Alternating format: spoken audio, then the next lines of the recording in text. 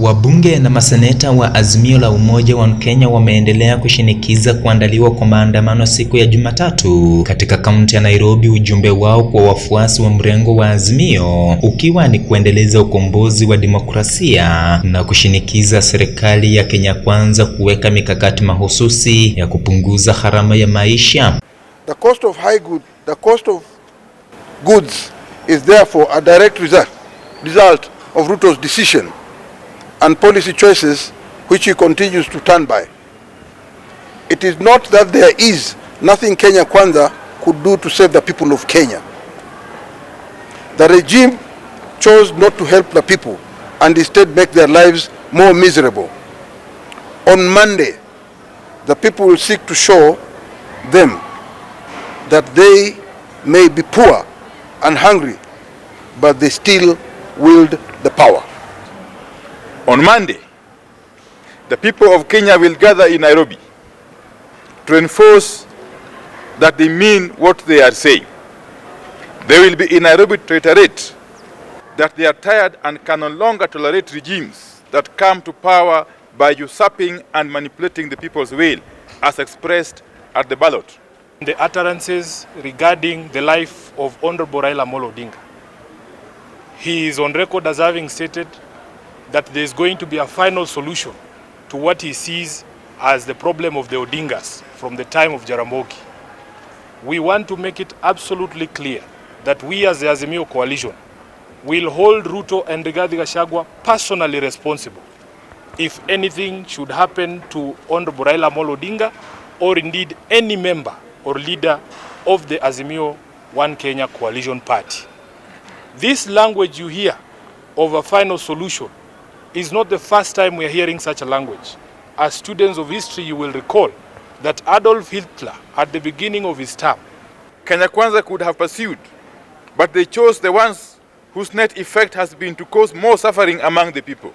Kwa upande wao, wabunge wa Kenya Kwanza wameshikilia kwamba kamwe maandamano hayataweza kulinazua taifa hili kutoka kwa matatizo na minyororo ya uchumi na kupanda kwa gharama ya maisha. The president is the one who called this house to order. The president is the one who called this house for the first sitting so that the gazette via a gazette note, and therefore anybody who was sworn in as a member of parliament was sworn in because there was a sitting president who called for the sitting of this assembly in accordance with the constitution and the standing orders of the National Assembly and the Senate. So any attempts that to say that there is no sitting government is tantamount to a coup. And we want to say, we know some people have been involved in coups before, and if there is an attempt to have a coup on Monday, we are here as a government and as a people. Civil servants will come to work as usual. Everything will go on as usual. Na hatuuziwi uoga.